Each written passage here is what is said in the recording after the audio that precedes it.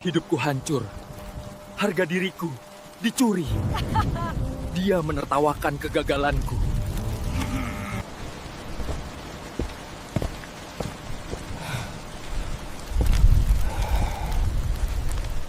Dia bisa mengembalikan apa yang hilang darimu. Kekayaan, kekuasaan, balas dendam. Darahmu menyegel perjanjian. Joko menawariku pilihan. Jalan kembali ke segalanya. Langkah pertama selalu yang tersulit.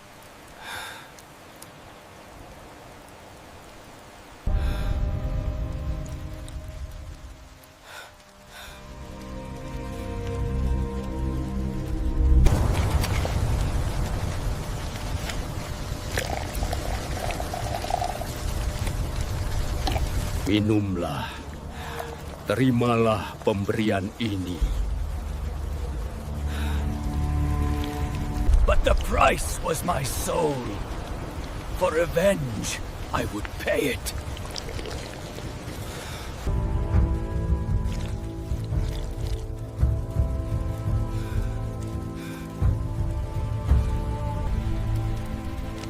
Gagal pada sang master.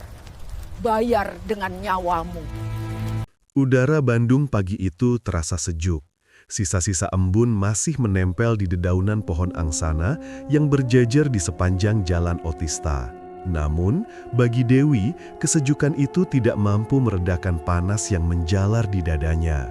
Rasa cemas yang bercampur dengan harapan yang kian menipis. Di tangannya, sebuah map coklat yang ujungnya mulai melengkung karena terlalu sering diremas menjadi saksi bisu perjuangannya selama 3 bulan terakhir. Dewi baru saja lulus dari sebuah universitas swasta dengan nilai yang cukup memuaskan. Ia ingat betul senyum bangga orang tuanya saat wisuda, sebuah momen yang kini justru menjadi beban di pundaknya.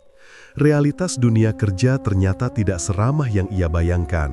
Puluhan lamaran telah ia sebar, mulai dari perusahaan rintisan yang berkantor di gedung kaca hingga toko-toko kelontong yang mencari admin gudang.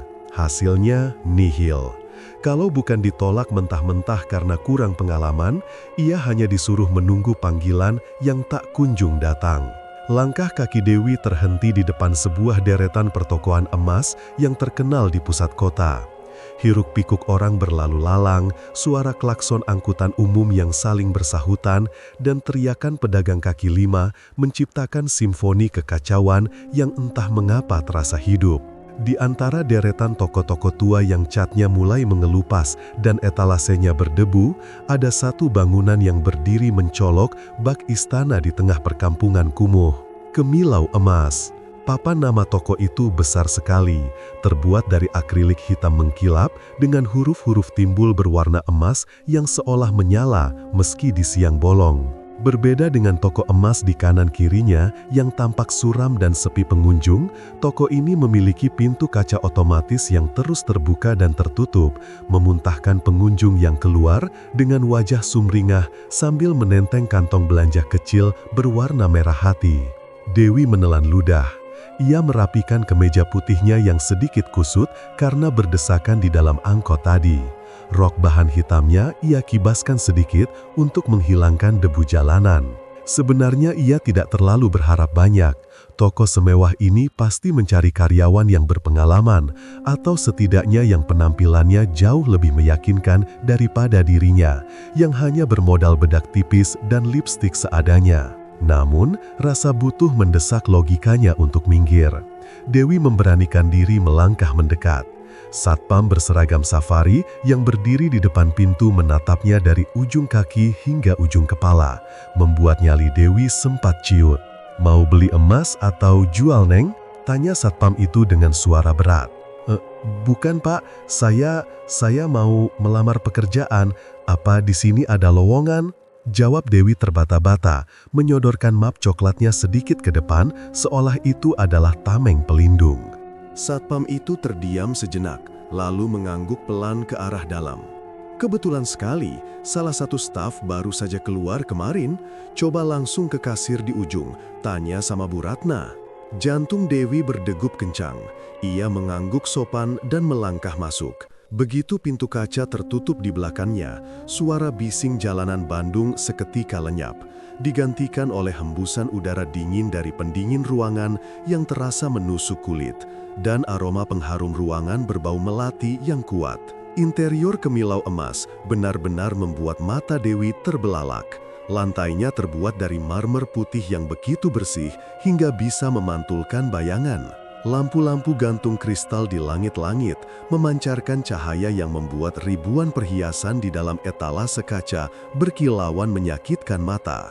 Gelang, kalung, cincin, hingga batangan emas murni tertata rapi di atas bantalan beludru merah. Semuanya tampak sempurna, mahal, dan mengintimidasi. Dewi berjalan melewati kerumunan pelanggan. Toko ini sangat ramai. Ibu-ibu dengan tas bermerek berdesakan memilih model kalung terbaru, pasangan muda yang sedang mencari cincin kawin, hingga bapak-bapak yang tampak sedang berinvestasi logam mulia. Suara tawar-menawar, bunyi mesin penghitung uang, dan denting kalkulator menciptakan atmosfer kesibukan yang luar biasa. Setelah proses wawancara singkat namun tajam dengan Bu Ratna, seorang wanita paruh baya dengan kacamata berantai emas yang menatap Dewi seolah sedang menaksir kadar karat sebuah perhiasan, nasib baik akhirnya berpihak padanya. Dewi diterima, bukan karena pengalamannya, melainkan karena menurut Bu Ratna, wajah Dewi terlihat jujur dan polos, dua hal yang konon sangat langka di bisnis ini. Seminggu telah berlalu sejak hari itu. Dewi kini berdiri di balik etalase kaca, mengenakan seragam batik sutra berwarna merah marun yang pas di badan, lengkap dengan name tag bertuliskan Dewi, Staff. Ia masih merasa seperti sedang bermimpi. Bekerja di kemilau emas ternyata jauh lebih melelahkan daripada yang ia duga, tetapi juga jauh lebih mencengangkan. Toko ini tidak pernah sepi, sejak gembok pintu dibuka pukul 8 pagi hingga tutup pukul 8 malam, arus pelanggan tak pernah putus. Dewi sampai harus belajar makan siang dalam waktu 10 menit di ruang belakang saking sibuknya melayani pembeli. "Mbak Dewi, tolong ambilkan kalung model rantai Medan yang 5 gram ya, yang di rak B3, seru Siska, seniornya yang berdiri 2 meter di sebelahnya." "Siap Mbak." Dewi dengan sigap membuka kunci etalase, mengambil nampan beludru berisi deretan kalung emas kuning yang berkilau di bawah sorotan lampu LED. Tangannya kini sudah mulai terbiasa memegang emas. Awalnya ia gemetar setiap kali mengeluarkan perhiasan seharga jutaan rupiah itu. Takut jatuh, takut lecet, atau takut salah hitung. Tapi lingkungan kerja yang serba cepat memaksanya beradaptasi. Sambil melayani seorang ibu yang sedang mencoba gelang keroncong, mata Dewi sesekali melirik ke arah meja kasir utama. Di sana, tumpukan uang tunai berwarna merah dan biru menggunung sebelum dimasukkan ke dalam mesin penghitung otomatis. Bunyi zert-zert-zert dari mesin itu terdengar seperti musik yang tiada henti. Dewi belum pernah melihat uang tunai sebanyak itu seumur hidupnya. Transaksi di sini gila-gilaan. Orang-orang datang membawa tas kresek berisi uang, lalu pulang membawa emas, atau sebaliknya. Omset toko ini pasti miliaran rupiah dalam sebulan, pikir Dewi. Rasa kagum itu seringkali membuatnya termenung sejenak. Ia membandingkan tempat kerjanya ini dengan toko emas Sinar Jaya yang berada tepat di seberang jalan. Toko itu terlihat menyedihkan. Etalasenya kusam, lampunya remang-remang, dan penjaganya lebih sering terlihat menguap atau main ponsel daripada melayani pembeli. Padahal barang yang dijual sama-sama emas, lokasinya pun hanya terpisah aspal jalan raya. Tapi kemilau emas seperti memiliki magnet gaib yang menyedot semua rejeki di kawasan itu. "Melamun lagi, Wi," tegur Siska sambil menyenggol lengan Dewi pelan. Dewi tersentak kaget, hampir menjatuhkan kalkulator di tangannya. Maaf Mbak Siska, cuma lagi kagum aja." "Kagum kenapa?" tanya Siska sambil merapikan nota penjualan. Rame banget ya Mbak, toko di seberang aja nggak ada yang masuk dari tadi pagi. Di sini orang beli emas kayak beli kacang goreng, nggak pakai mikir, bisik Dewi, matanya kembali melirik ke arah pintu masuk di mana rombongan ibu-ibu arisan baru saja datang dengan suara riuh. Siska tertawa kecil, namun ada kilatan aneh di matanya yang tidak dipahami oleh Dewi. Ya begitulah Kemilau Emas Wi, namanya juga toko yang sudah punya nama, rezekinya beda. Kamu beruntung bisa kerja di sini. Gajinya lancar, bonusnya juga lumayan kalau target tembus. Syukuri aja. Iya Mbak, saya bersyukur banget, jawab Dewi tulus. Ia teringat wajah ibunya saat ia memberikan kabar bahwa ia diterima bekerja di sini. Beban ekonomi keluarganya perlahan mulai terangkat. Gaji pertamanya nanti sudah ia rencanakan untuk melunasi tunggakan listrik dan membelikan adiknya sepatu sekolah baru. Dewi kembali fokus pada pekerjaannya. Ia mengambil cairan pembersih kaca dan lap mikrofiber, lalu mulai menggosok permukaan etalase di depannya. Ia menyukai momen ini, saat ia bisa melihat pantulan wajahnya sendiri di kaca yang bening berpadu dengan kilauan emas di baliknya. Ia merasa menjadi bagian dari sesuatu yang besar, sesuatu yang mewah dan berkelas. Di dalam toko yang dingin ini, Dewi merasa aman. Ia tidak perlu lagi berjalan di bawah terik matahari, tidak perlu lagi mencetak surat lamaran, dan tidak perlu lagi merasa rendah diri. Kemilau Emas baginya adalah penyelamat, sebuah tempat yang sempurna di mana kemakmuran seolah menjadi udara yang mereka hirup setiap hari. Mbak, ini cincinnya jadi saya ambil 2 ya, tapi tolong dibersihkan dulu biar makin kinclong, ujar pelanggan di depannya, membuyarkan lamunan Dewi. Baik Bu, ditunggu sebentar ya, saya cuci dulu di belakang, kata Dewi dengan senyum ramah yang sudah ia latih selama seminggu ini. Ia membawa nampan kecil berisi cincin itu menuju ruang belakang, tempat pencucian emas. Saat melewati lorong menuju ruang belakang, ia berpapasan dengan Pak Budi, manajer toko yang selalu berpenampilan rapi dengan kemeja licin dan rambut klimis.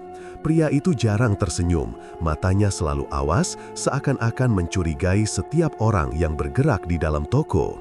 Kerja yang benar Dewi, jangan sampai ada selisih gramasi, 1 miligram pun saya potong gaji kamu, ujar Pak Budi dingin tanpa menghentikan langkahnya. Baik Pak, jawab Dewi cepat, sedikit menunduk takut. Ancaman itu terdengar wajar baginya. Ini toko emas, ketelitian adalah segalanya. Dewi justru semakin kagum dengan standar disiplin yang tinggi di sini. Itu menjelaskan mengapa Kemilau Emas bisa begitu sukses. Semuanya teratur, semuanya terkontrol, dan semuanya berjalan seperti mesin uang yang sempurna. Sesampainya di ruang cuci, Dewi mencelupkan cincin itu ke dalam larutan pembersih. Aroma bahan kimia yang tajam menusuk hidungnya, tapi ia tidak peduli. Ia melihat buih-buih kecil mengangkat kotoran dari sela-sela ukiran cincin, membuat logam mulia itu kembali bersinar cemerlang. Saat mengeringkan cincin tersebut, Dewi tersenyum sendiri. Ia merasa hidupnya kini seperti cincin ini. Setelah sekian lama kusam dan tak berharga dalam masa pengangguran, kini ia mulai digosok, ditempa, dan perlahan mulai bersinar. Ia berada di tempat yang tepat.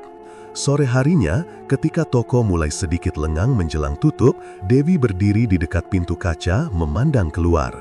Hujan mulai turun membasahi kota Bandung, membuat aspal jalanan menjadi hitam pekat.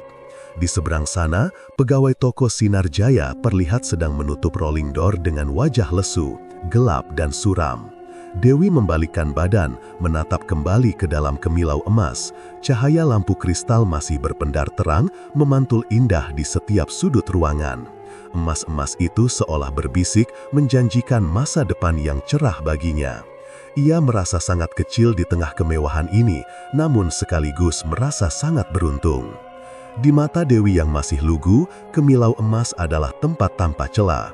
Ia belum tahu apa-apa tentang dunia di balik kilauan itu. Yang ia tahu hanyalah rasa syukur yang membuncah di dada dan tekad untuk bekerja sekeras mungkin agar tidak kehilangan tempat di surga duniawi ini. Baginya, ini adalah awal dari segalanya. Awal mula babak baru kehidupannya yang ia yakin akan seindah kilauan emas di etalase. 2 minggu sudah Dewi bekerja di toko tekstil Jaya Abadi. Kemegahan toko itu memang tidak main-main. Di balik pintu kaca tebal yang selalu mengkilap, deretan kain sutra, brokat, dan beludru impor tertata apik di rak-rak kayu jati yang kokoh. Lampu gantung kristal di tengah ruangan memancarkan cahaya keemasan yang membuat setiap helai benang di sana tampak berkilauan. Siapapun yang masuk pasti akan terkesima oleh nuansa kemewahan yang ditawarkan. Namun, bagi Dewi, kilau lampu kristal itu perlahan mulai terasa seperti sorot mata pengawas yang tidak pernah berkedip. Awalnya, Dewi merasa sangat beruntung diterima bekerja di sini. Gaji yang ditawarkan di atas rata-rata toko lain di kawasan pasar itu, ditambah lagi dengan janji bonus jika penjualan mencapai target. Namun, seiring berjalannya waktu, Dewi mulai menyadari bahwa gaji besar itu datang dengan harga yang harus dibayar, kepatuhan buta terhadap serangkaian peraturan yang semakin lama terasa semakin tidak masuk akal. Koko dan Cici, pasangan pemilik toko yang usianya mungkin berkisar 40-an, adalah bos yang perfeksionis. Itu hal yang wajar dalam bisnis. Koko, pria bertubuh gempal dengan wajah yang jarang tersenyum, selalu duduk di balik meja kasir yang tinggi, mengamati setiap gerak-gerik karyawan dan pelanggan lewat monitor CCTV. Sementara Cici, wanita berambut sasak tinggi dengan riasan tebal, lebih sering berkeliling, merapikan letak kain yang sebenarnya sudah rapi, atau menegur karyawan dengan suara yang tajam namun pelan. Kejanggalan mulai dirasakan Dewi bukan dari beban kerja fisik, melainkan dari zona-zona terlarang yang diciptakan di dalam toko itu. Aturan pertama dan yang paling ditekankan adalah mengenai area belakang. Bagian belakang toko terdiri dari gudang penyimpanan stok, dapur kecil, dan satu-satunya toilet untuk karyawan. Sepintas, tidak ada yang aneh sampai Cici memberitahukan peraturannya dengan nada yang sangat serius di hari ketiga Dewi bekerja. "Dewi, ingat baik-baik," kata Cici waktu itu. Matanya yang digaris eyeliner tebal menatap lurus ke manik mata Dewi. Mulai jam 5:30 sore sampai toko tutup jam 9 malam, tidak ada yang boleh ke belakang, tidak boleh ke toilet, tidak boleh ambil minum di dapur, dan tidak boleh masuk gudang. Kalau ada stok habis di depan, biarkan kosong sampai besok pagi. Dewi sempat mengernyitkan dahi saat itu. "Maaf Ci, kalau kebelet buang air bagaimana?" "Tahan," jawab Cici singkat, tanpa ekspresi bercanda sedikit pun.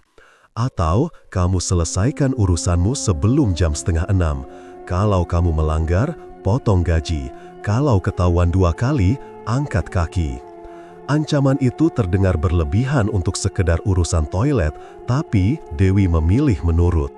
Ia berpikir mungkin Cici paranoid ada karyawan yang mencuri barang atau bermalas-malasan di belakang saat jam ramai pengunjung. Namun, logika itu patah ketika Dewi melihat toko sedang sepi pun, aturan itu tetap berlaku mutlak. Suatu sore, ketika matahari mulai condong ke barat dan cahaya oranye menerobos masuk lewat celah ventilasi, Dewi sedang melipat kain batik di dekat meja potong. Jam dinding menunjukkan pukul 5:20.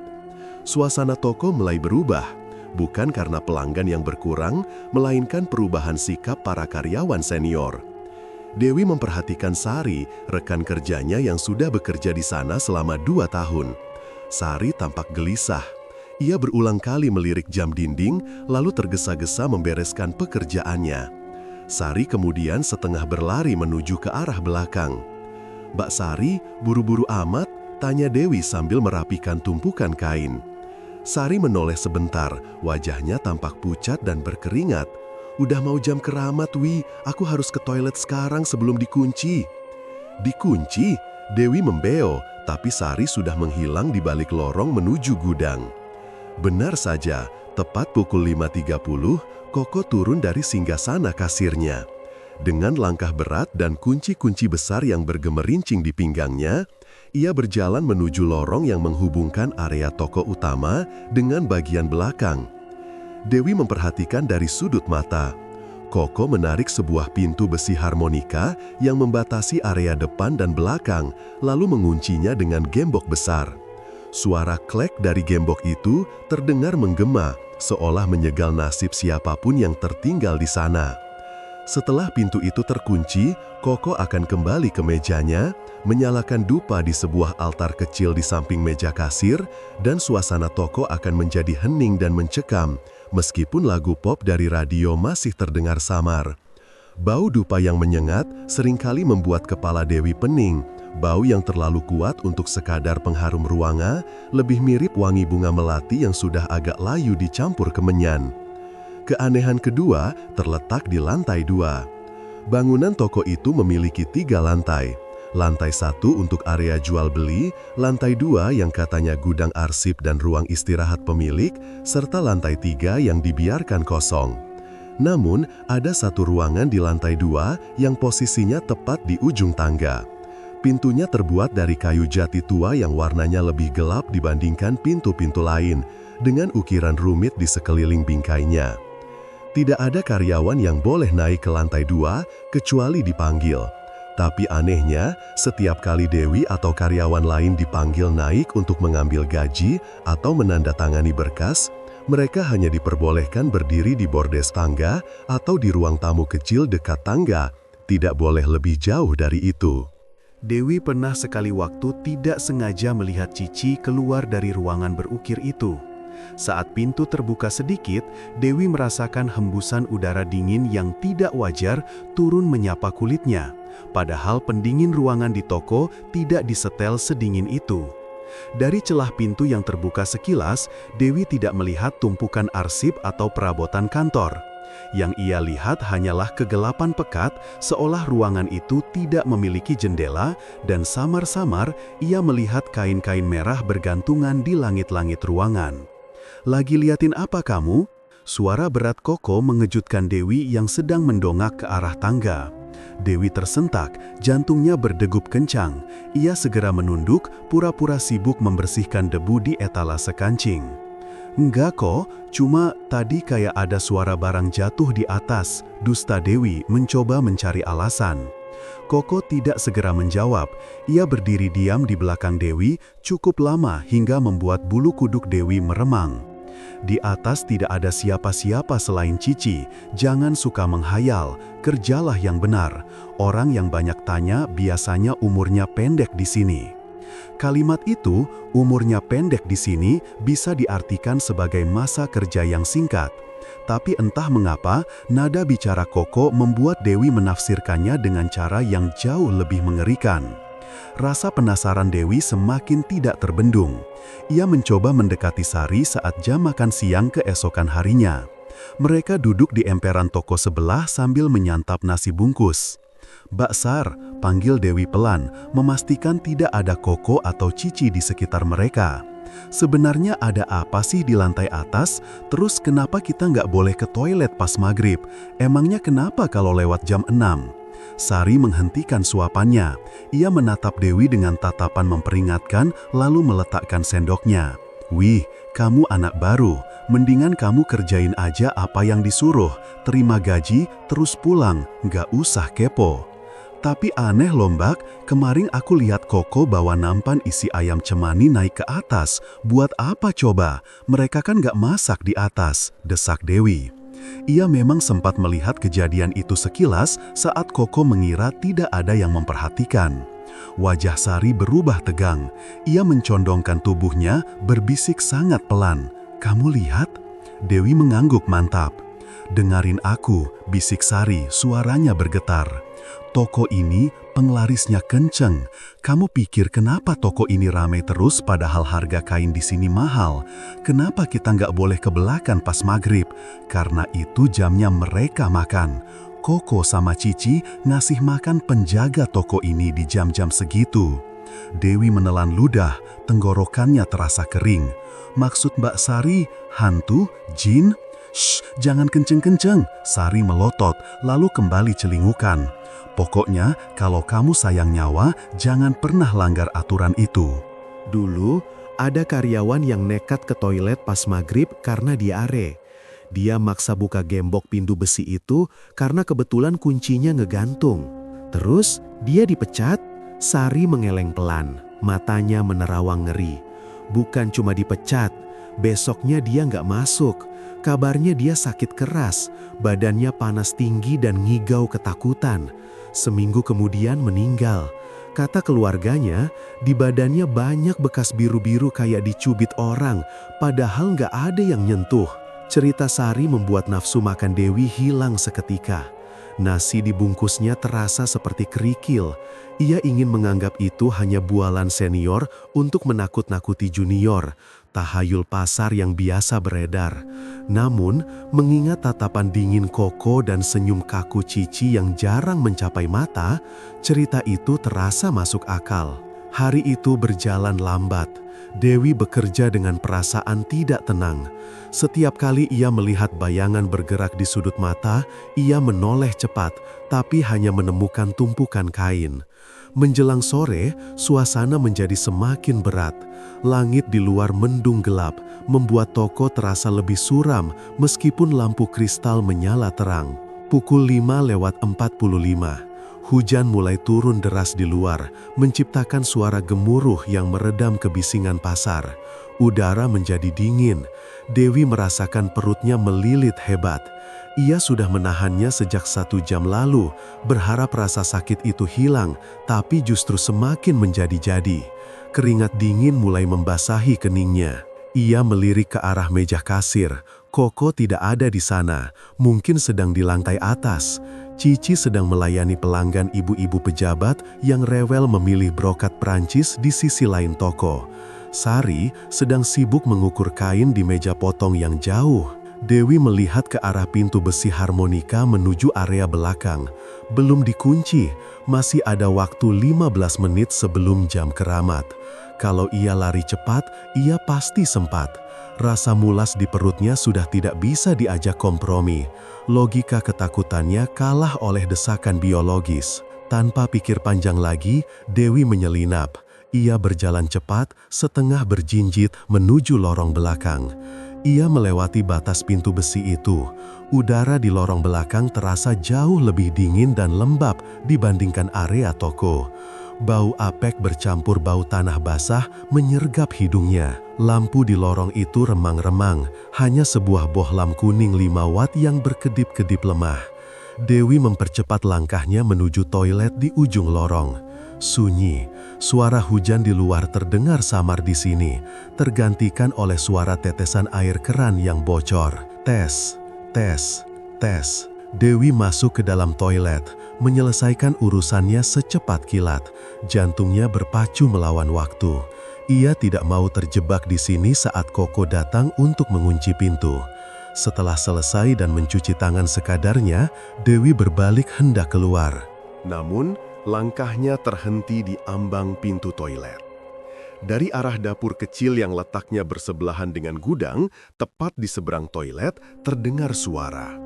Bukan suara tikus atau kucing, itu suara kunyahan, suara gigi yang beradu dengan tulang, basah dan rakus. Krak, kruk, slurp. Dewi mematung, napasnya tertahan.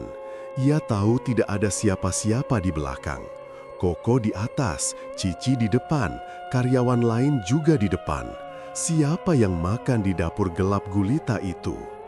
Rasa penasaran bercampur horor membuatnya menoleh pelan ke arah pintu dapur yang sedikit terbuka. Di dalam kegelapan itu, Dewi melihat sesuatu yang berjongkok di atas meja dapur. Sosok itu bungkuk, punggungnya dipenuhi rambut kasar yang hitam pekat.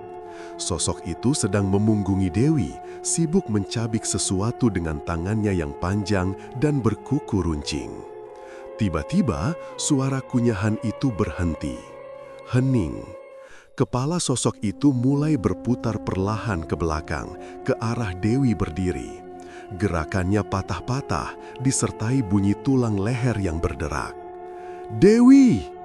Sebuah teriakan melengking memecahkan keheningan, membuat Dewi terlompat kaget dan nyaris menjerit.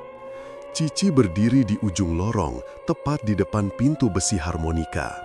Wajahnya merah padam, matanya melotot nyaris keluar.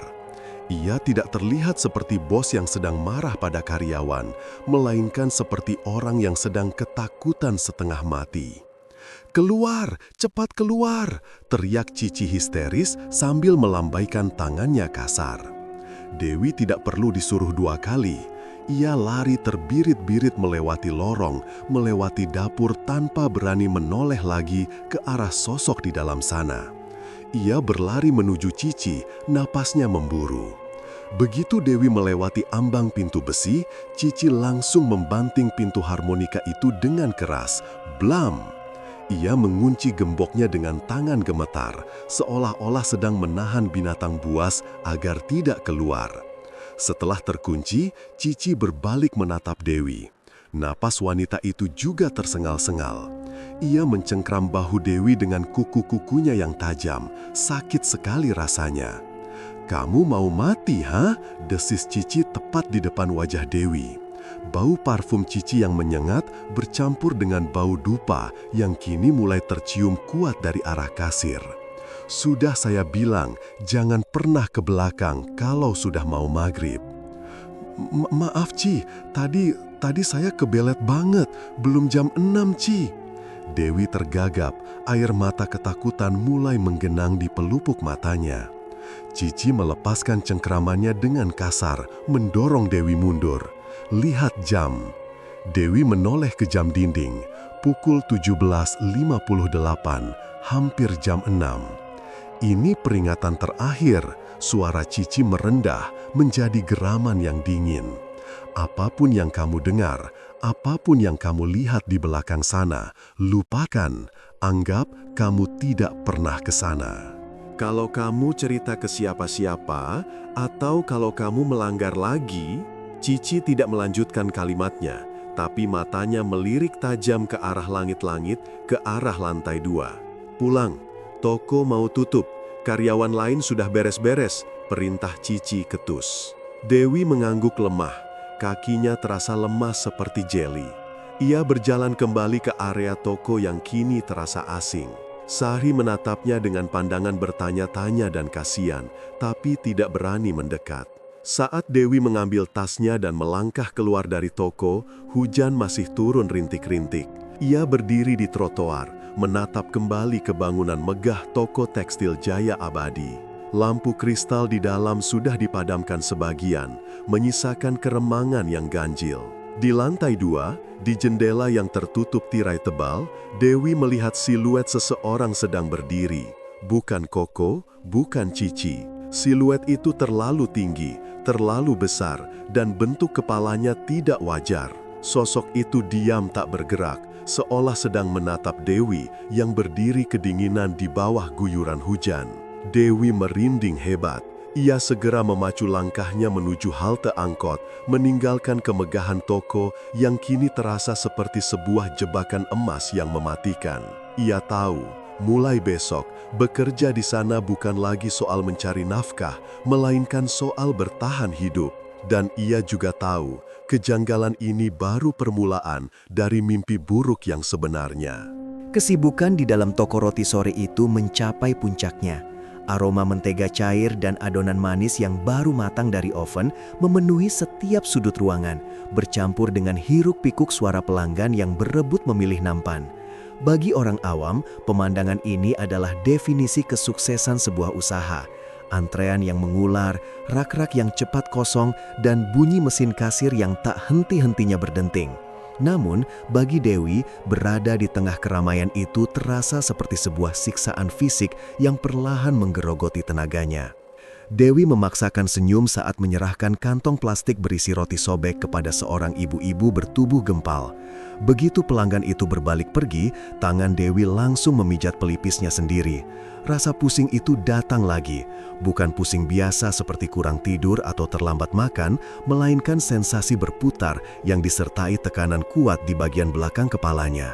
Sejak hari pertama bekerja, Dewi sudah merasakan keanehan ini, tetapi hari ini rasanya jauh lebih intens. Udara di dalam toko terasa begitu padat, panas, dan lembab, seolah-olah oksigen di ruangan itu sedang dihisap habis oleh sesuatu yang tak kasat mata. Padahal Dewi tahu betul ada 3 unit pendingin ruangan besar yang dipasang di langit-langit dan semuanya menyala dengan suhu terendah. Suara dengungan mesin AC itu terdengar jelas, namun hawa dinginnya sama sekali tidak menyentuh kulit. Keringat dingin justru terus mengalir di punggung Dewi, membuatnya merasa lengket dan tidak nyaman. "Wih, tolong ambilkan stok roti coklat di belakang ya, di rak depan sudah habis," seru Mbak Rina dari ujung meja kasir. Suaranya terdengar sedikit parau karena lelah berteriak melayani pesanan. Dewi mengangguk lemah, bersyukur ada alasan untuk bergerak menjauh dari kerumunan manusia di area depan. Ia berjalan gontai menuju area gudang dan dapur. Setiap langkah terasa berat, seolah ada beban besi yang digantungkan di kedua kakinya. Bahunya terasa kaku dan pegal luar biasa, sebuah gejala yang aneh mengingat ia baru bekerja 4 jam hari ini. Saat melewati ambang pintu yang memisahkan area toko dengan area belakang, Dewi menyempatkan diri untuk membuka pintu samping yang menuju ke gang kecil tempat karyawan biasa membuang sampah. Ia butuh udara segar, barang semenit saja. Begitu ia mendorong pintu besi itu dan melangkah keluar, perubahan yang terjadi sungguh drastis dan seketika. Rasa pusing yang mencengkram kepalanya lenyap dalam sekejap mata. Beban berat yang menekan bahu dan tengkuknya terangkat begitu saja, digantikan oleh hembusan angin sore yang sejuk dan wajar. Dewi menarik nafas panjang, mengisi paru-parunya dengan udara luar yang terasa jauh lebih ringan. Ia meraba tengkuknya, rasa pegal itu benar-benar hilang tanpa bekas. Tubuhnya terasa bugar kembali, seolah rasa lelah yang tadi dirasakannya hanyalah ilusi. Dewi mengerutkan kening, menatap pintu besi yang setengah terbuka di hadapannya. Ia mundur selangkah lagi menjauhi bangunan toko dan badannya terasa semakin enak. Ia maju selangkah mendekati pintu, dan samar-samar rasa tidak nyaman itu mulai merambat naik lagi. "Ini tidak masuk akal," gumam Dewi pelan. Ia menyandarkan punggungnya ke dinding luar sejenak, mencoba melogika apa yang terjadi. Mungkinkah ia alergi terhadap bahan roti? Atau mungkin sirkulasi udara di dalam memang seburuk itu? Tapi jika hanya masalah sirkulasi, kenapa rasa lelahnya terasa begitu spesifik, seolah energinya sedang disedot paksa?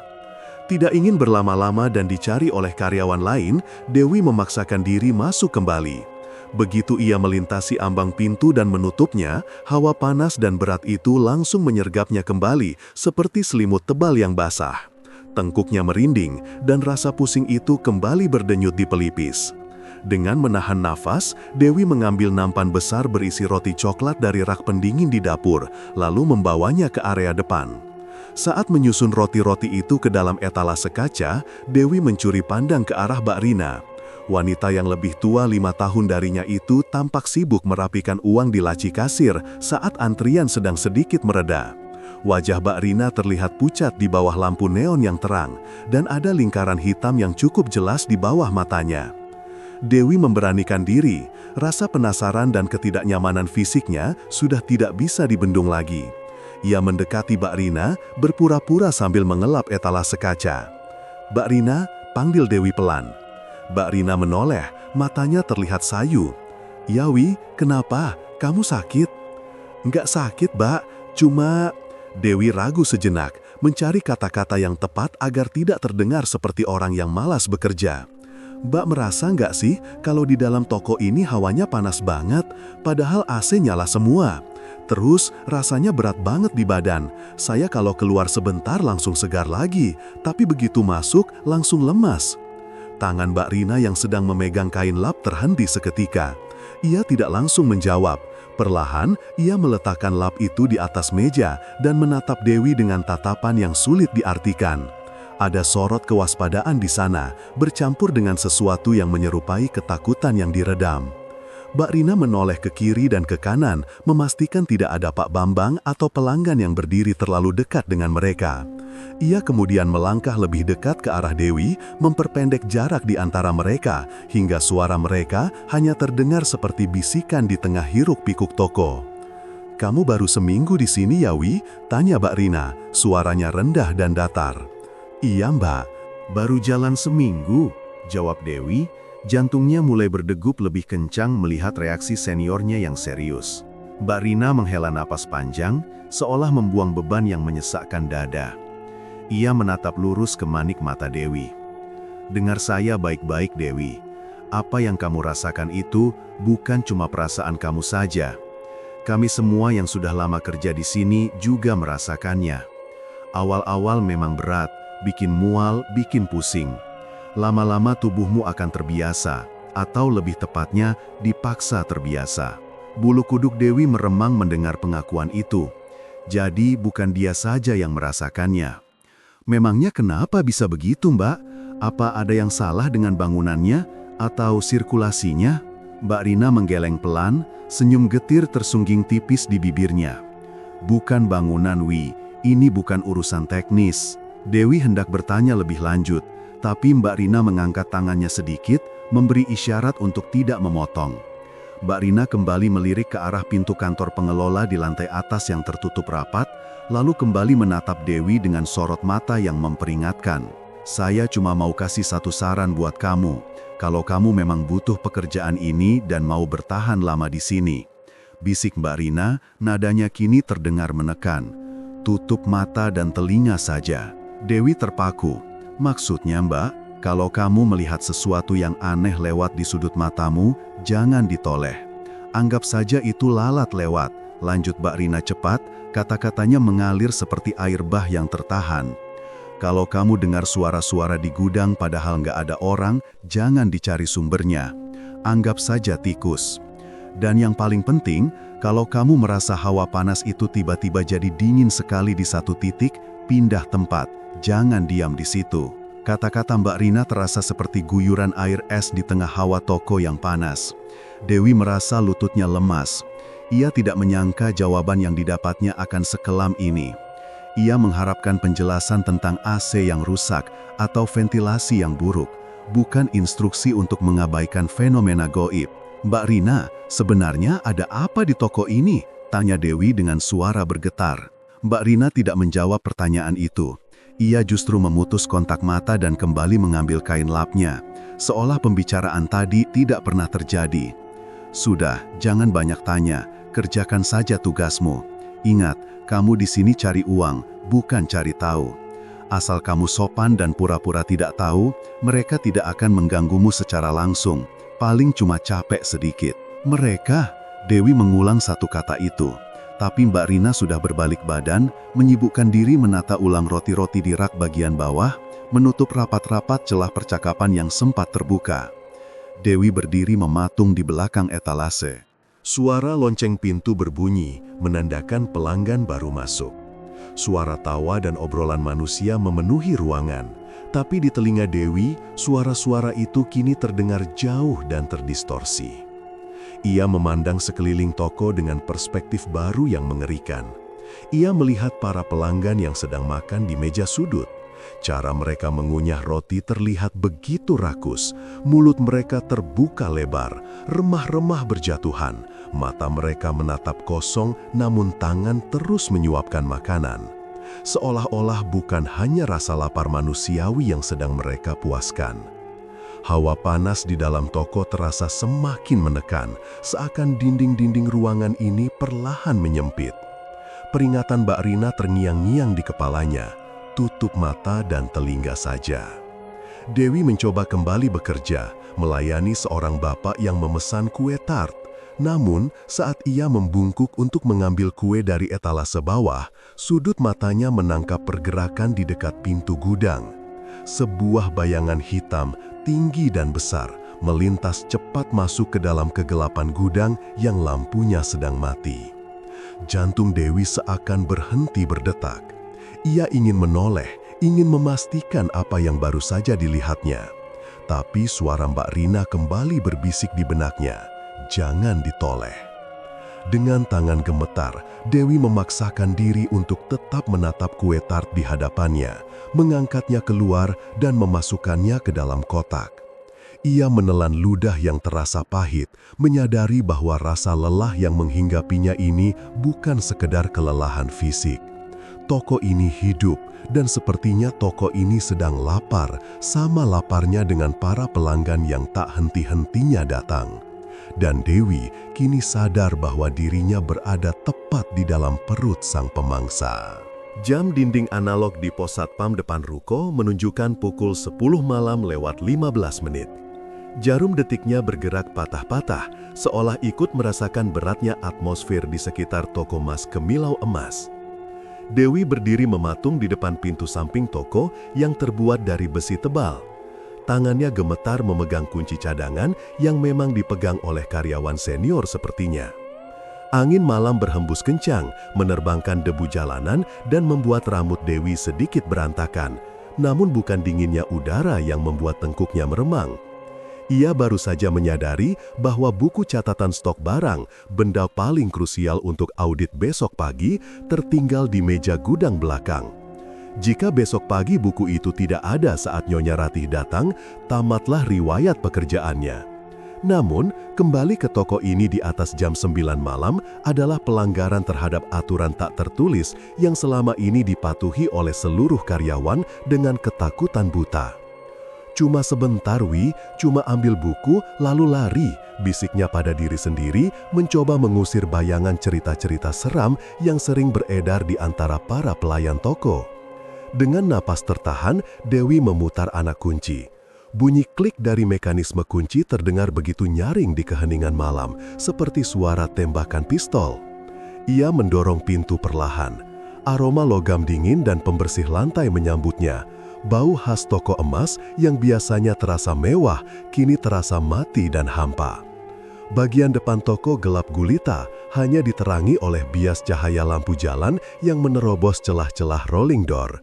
Etalase-etalase kaca yang biasanya memamerkan kilau kalung dan gelang emas, kini tampak seperti peti-peti mati transparan yang berjajar rapi.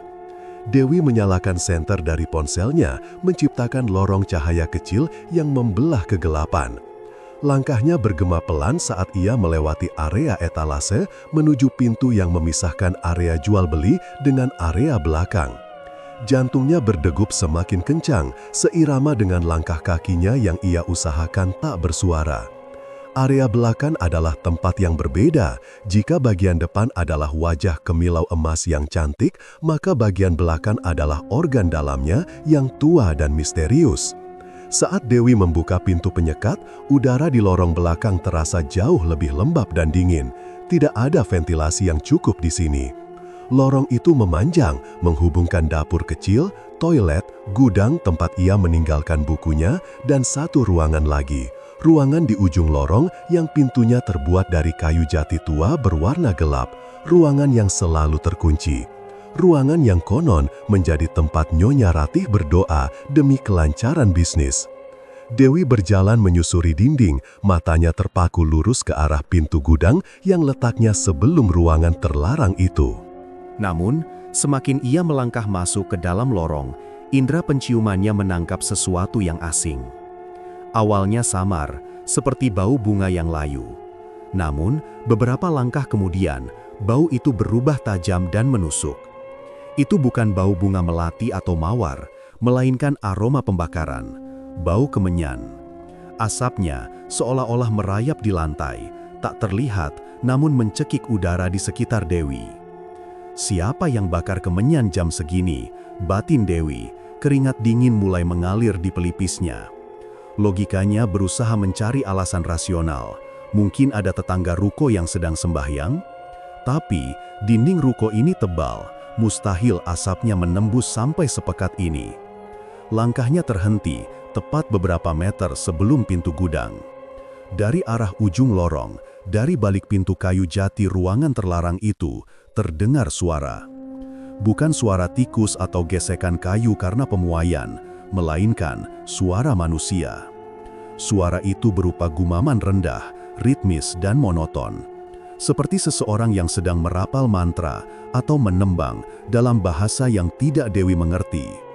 Nadanya berat, kadang meninggi, lalu merendah dengan cepat, menciptakan getaran yang aneh di udara. Dewi mematikan senter ponselnya secara refleks, takut cahaya itu akan membocorkan keberadaannya. Kini, ia berdiri dalam kegelapan total, hanya mengandalkan sedikit cahaya bulan yang masuk dari ventilasi kecil di ujung atas dinding.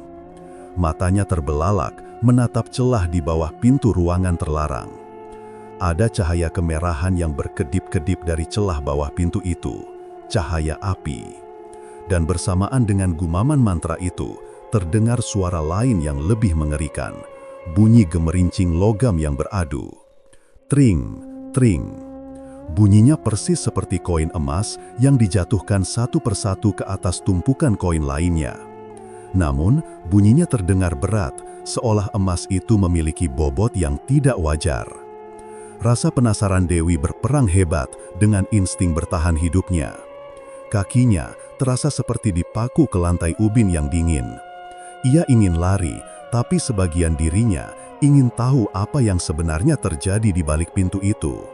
Siapa yang ada di sana? Nyonya Ratih, tapi mobil bosnya itu tidak ada di depan. Lalu siapa?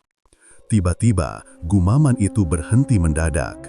Kesunyian yang menyusul jauh lebih menakutkan daripada suara tadi. Dewi menahan nafas, tangannya menutup mulut rapat-rapat.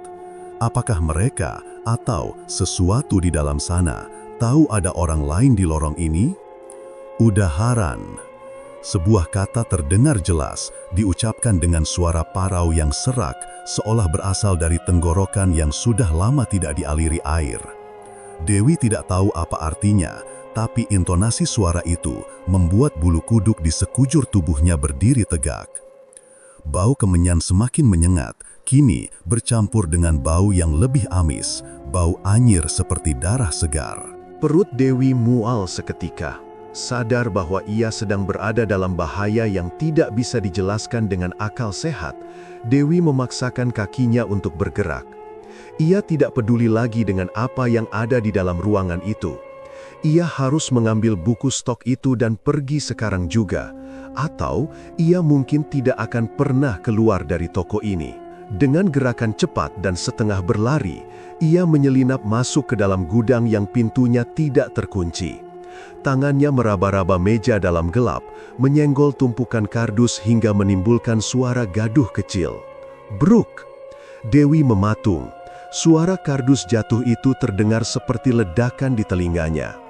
Dari arah lorong, terdengar suara engsel pintu kayu jati yang berkarat sedang dibuka perlahan. Kriit!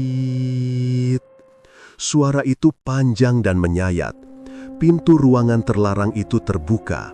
Dewi bisa merasakan perubahan tekanan udara. Ada hawa panas yang menjalar masuk dari lorong menuju pintu gudang tempatnya bersembunyi.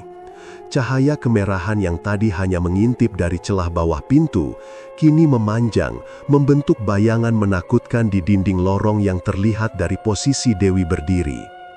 Dewi menyambar buku stok yang akhirnya tersentuh oleh ujung jarinya. Ia menekap buku itu erat-erat di dada, seolah buku itu bisa menjadi tameng dari kekuatan jahat. Ia beringsut mundur ke pojok gudang, bersembunyi di balik tumpukan manekin bekas pajangan kalung. Suara langkah kaki terdengar mendekat. Langkah itu berat, diseret, dan lambat. Serik, duk, serik, duk. Dewi memejamkan mata rapat-rapat, mulutnya komat kamit memanjatkan doa apa saja yang ia ingat. Langkah itu semakin dekat, berhenti tepat di depan pintu gudang yang sedikit terbuka. Bau kemenyan dan amis darah itu kini memenuhi gudang kecil itu. Dewi bisa merasakan kehadiran sesuatu yang besar berdiri di ambang pintu. Ia tidak berani membuka mata. Ia takut jika ia membuka mata, ia akan melihat sesuatu yang akan merenggut kewarasannya selamanya. Belum saatnya. Sebuah suara berbisik, bukan di telinganya, melainkan langsung di dalam kepalanya. Suara itu terdengar sedih sekaligus lapar. Lalu keheningan kembali menyelimuti. Dewi menunggu 1 menit, 2 menit, hingga 5 menit. Tidak ada suara lagi. Hawa panas perlahan memudar, digantikan kembali oleh dinginnya malam. Bau kemenyan itu pun perlahan menipis, meski sisa-sisa aromanya masih menempel di baju seragam Dewi. Mengumpulkan sisa keberanian terakhirnya, Dewi mengintip. Lorong itu kosong, pintu ruangan terlarang di ujung sana kembali tertutup rapat, seolah tidak pernah dibuka. Gelap gulita kembali menguasai area belakang Kemilau Emas. Tanpa membuang waktu sedetik pun, Dewi berlari. Ia tidak peduli lagi soal suara langkahnya. Ia berlari sekencang mungkin melewati lorong, menerobos pintu penyekat, melewati etalase-etalase kaca yang berkilauan mengerikan dalam gelap, dan menghambur keluar dari pintu samping. Tangannya gemetar hebat saat mencoba mengunci kembali pintu besi itu. Kuncinya sempat meleset 2 kali sebelum akhirnya berhasil memutar selotnya. Setelah pintu terkunci, Dewi mundur beberapa langkah, napasnya memburu seperti orang yang baru saja lolos dari kejaran binatang buas. Ia menatap bangunan ruko itu dari luar. Kemilau Emas tampak tenang dan diam, seolah tidak menyimpan rahasia kelam di dalamnya. Namun, saat Dewi hendak berbalik menuju motornya, matanya menangkap sesuatu di lantai atas, di jendela kecil yang mengarah ke jalan. Tirai jendela itu sedikit tersibak, dan dalam keremangan malam, Dewi bersumpah ia melihat sepasang mata yang memantulkan cahaya, menatapnya tajam dari balik kaca. Tatapan itu dingin, kosong, namun penuh ancaman. Dewi menyalakan mesin motornya dengan panik dan memacu kendaraannya membelah jalanan malam, meninggalkan toko itu sejauh mungkin. Ia berhasil mendapatkan buku stoknya, tetapi ia tahu malam ini ia membawa pulang sesuatu yang lain bersamanya. Ketakutan itu kini telah memiliki wujud, dan wujud itu berbau kemenyan serta berbunyi kemerincing emas. Lorong menuju bagian belakang toko itu terasa jauh lebih panjang dan dingin daripada yang diingat Dewi. Suara hiruk-pikuk para pelanggan yang berebut memilih perhiasan di ruang utama perlahan memudar, berganti dengan kesunyian yang menekan dada. Dewi melangkah dengan sangat hati-hati, mengatur nafasnya agar tidak terdengar menderu di tengah keheningan yang ganjil ini. Lantai keramik di bawah kakinya terasa dingin menembus sol sepatu, seolah memperingatkannya untuk berbalik dan kembali ke tempat yang aman. Namun, rasa penasaran yang bercampur dengan firasat buruk memaksanya untuk terus melangkah maju. Tujuannya adalah sebuah pintu kayu jati tebal yang terletak di ujung lorong, sebuah ruangan yang selama ini selalu disebut sebagai gudang penyimpanan oleh pemilik toko. Tempat di mana tidak ada satupun karyawan biasa yang diizinkan masuk. Biasanya, pintu itu selalu terkunci rapat dengan gembok besar. Namun, hari ini berbeda. Mungkin karena kelalaian seseorang atau memang takdir yang menuntun Dewi ke sana, pintu itu terlihat sedikit renggang. Celah sempit yang terbuka tidak lebih dari selebar jari, tetapi dari celah itulah memancar cahaya samar yang berkedip-kedip, bukan seperti cahaya lampu neon toko yang terang benderang, melainkan cahaya yang lebih hangat namun memberi kesan mistis. Dewi berhenti tepat beberapa langkah sebelum mencapai pintu. Jantungnya berdetak begitu kencang hingga ia takut suaranya akan menggema di lorong sempit itu. Ia menoleh ke belakang sekilas, memastikan tidak ada rekan kerjanya atau atasan yang mengikutinya. Lorong itu kosong, hanya ada bayang-bayang lemari arsip tua yang memanjang di dinding. Dengan tangan yang sedikit gemetar, Dewi memberanikan diri mendekat. Ia menahan nafas, lalu perlahan menempelkan wajahnya ke dekat celah pintu yang terbuka. Aroma aneh langsung menyergap indera penciumannya begitu ia berada cukup dekat. Itu bukan bau pembersih lantai atau aroma logam yang biasa tercium di toko emas. Bau itu amis, tajam, bercampur dengan wangi bunga melati yang sangat menyengat dan aroma dupa yang menusuk. Perut Dewi mual seketika, namun matanya sudah terlanjur menangkap pergerakan di dalam ruangan itu. Apa yang dilihatnya membuat darah di sekujur tubuhnya seakan berhenti mengalir. Ruangan itu tidak seperti gudang pada umumnya yang penuh dengan tumpukan kardus berdebu. Ruangan itu lebih mirip altar pemujaan. Dinding-dindingnya dicat warna gelap, kontras dengan meja-meja pajangan berlapis beludru merah yang tersusun rapi di tengah ruangan. Di atas meja-meja itu, ratusan perhiasan emas, kalung, gelang, cincin, dan anting berserakan namun tampak sengaja ditata. Emas-emas itu berkilauan, tetapi bukan kilauan biasa. Cahayanya tampak hidup, namun bukan emas itu yang membuat lutut Dewi lemas. Di tengah ruangan, melingkar di antara tumpukan perhiasan, terdapat sesosok makhluk yang membuat akal sehat Dewi menolak untuk percaya. Itu adalah makhluk hitam besar, tubuhnya panjang dan meliuk-liuk menyerupai ular raksasa, namun memiliki tekstur kulit yang berbeda.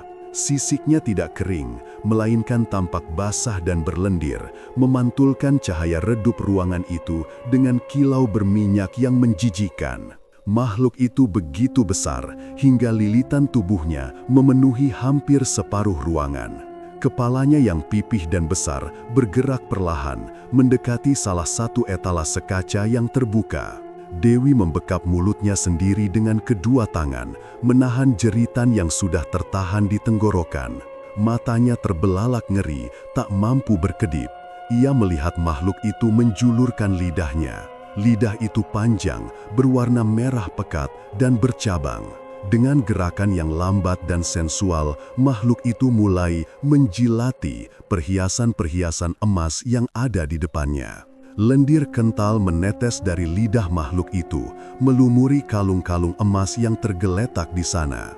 Dan disinilah keanehan itu terjadi. Setiap kali lidah makhluk itu menyentuh permukaan emas, logam mulia itu tidak menjadi kusam, melainkan justru bersinar semakin terang. Kilauannya berubah menjadi sangat tajam, memancarkan aura keemasan yang menyilaukan namun memikat. Emas itu seolah menyerap energi gelap dari makhluk tersebut, mengubahnya menjadi daya tarik yang tak kasat mata. Sekarang Dewi mengerti, ia akhirnya memahami sumber keramaian toko yang tidak wajar selama ini. Mengapa para pelanggan seolah terhipnotis begitu masuk ke dalam toko, mengapa mereka berebut membeli perhiasan tanpa memperdulikan harga, dan mengapa tatapan mereka kosong saat memegang emas-emas itu. Perhiasan-perhiasan itu tidak sekedar indah, mereka telah diisi. Mereka telah dimandikan oleh liur makhluk penjaga ini, dilapisi oleh sihir hitam yang membuat siapapun yang melihatnya akan tergoda di luar akal sehat. Makhluk itu terus bergerak, tubuhnya yang besar bergesekan dengan meja kayu, menghasilkan suara krek halus yang terdengar mengerikan di telinga Dewi. Ia melihat makhluk itu beralih ke nampan berisi cincin kawin. Lidahnya kembali menjulur, menyapu permukaan cincin-cincin itu satu persatu dengan ketelitian yang mengerikan.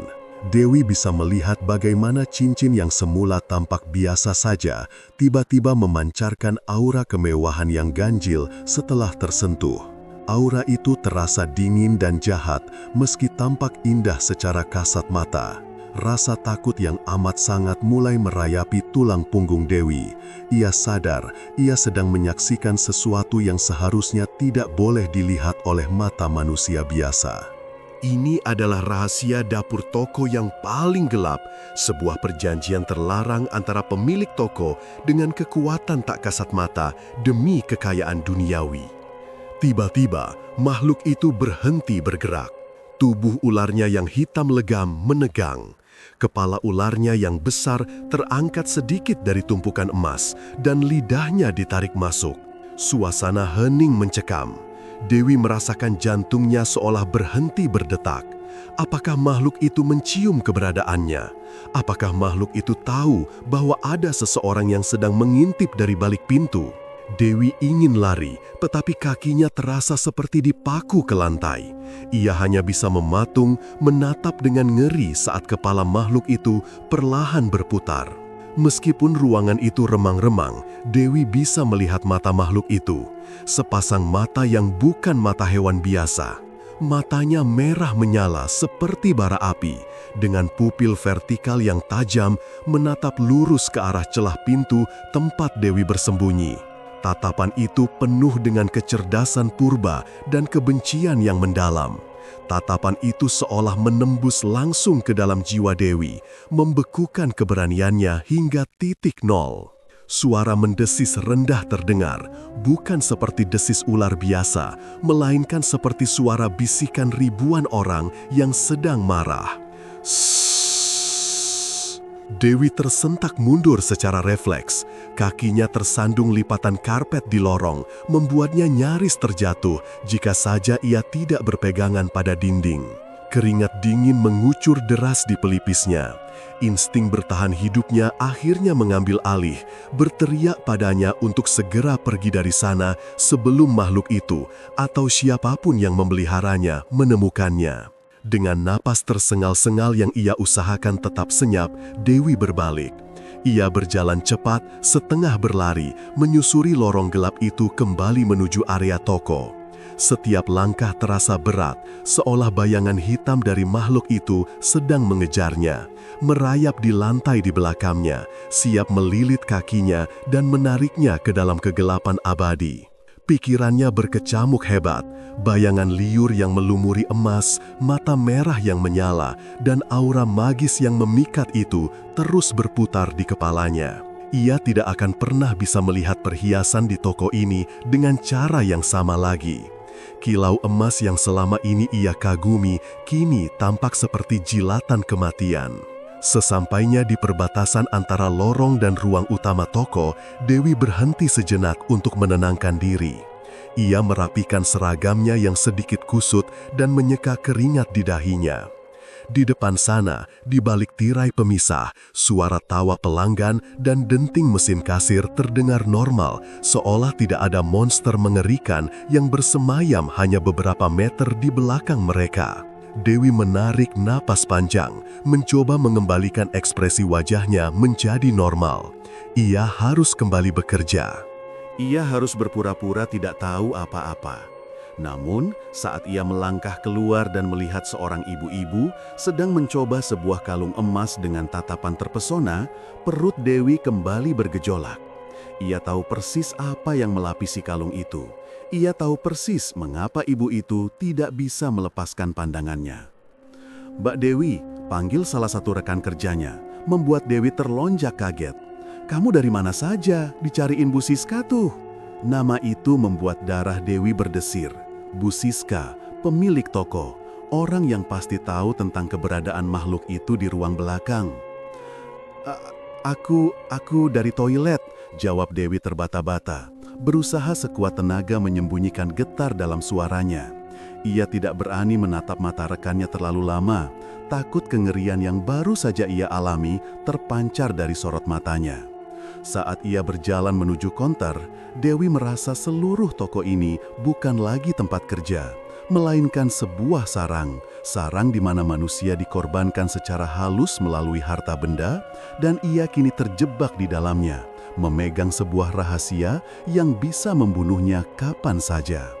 Ia melirik sekilas ke arah lorong belakang yang kini tampak gelap gulita, berharap pintu itu sudah tertutup rapat kembali, dan berdoa agar mata merah itu tidak mengikutinya sampai ke dalam mimpi. Napas Dewi tercekat di tenggorokan, seolah ada tangan tak kasat mata yang mencekik lehernya. Jantungnya bergemuruh begitu kencang di dalam dada, hingga ia takut suaranya akan menggema di ruangan lembab itu. Sosok mengerikan di sudut ruangan baru saja mengeluarkan suara geraman rendah, dan kini suara langkah kaki manusia terdengar mendekat dari arah lorong. Langkah itu berat, teratur, dan disertai suara gemerincing kunci yang sangat ia kenal. Tidak ada waktu untuk berpikir panjang. Insting bertahan hidup Dewi mengambil alih tubuhnya yang gemetar. Matanya menyapu sekeliling ruangan remang-remang itu dengan panik, mencari celah apapun yang bisa menelan keberadaannya. Di sudut kiri, tertumpuk beberapa lemari etalase bekas yang sudah retak kacanya dan ditutupi kain terpal berdebu. Tanpa memedulikan kemungkinan adanya laba-laba atau binatang lain, Dewi merangkak cepat dan menyelinap masuk ke celah sempit di antara tumpukan lemari itu dan dinding. Baru saja ia menekuk lututnya dan membenamkan wajahnya ke lutut, menahan napas sekuat tenaga, pintu besi berat itu terbuka lebar. Cahaya senter menyapu ruangan, membuat bayangan-bayangan panjang menari liar di dinding. Dewi memejamkan mata erat-erat, berdoa dalam hati agar cahaya itu tidak menembus celah persembunyiannya. Aroma ruangan yang semula hanya berbau apek dan amis samar, kini bercampur dengan wangi yang sangat spesifik dan menusuk hidung, wangi bunga melati yang layu dan asap kemenyan yang pekat. Sudah waktunya, Andoro. Terdengar suara laki-laki yang berat dan serak. Itu suara Koko, namun nadanya berbeda 180 derajat dari nada ramah yang biasa ia gunakan saat menyapa pelanggan di toko.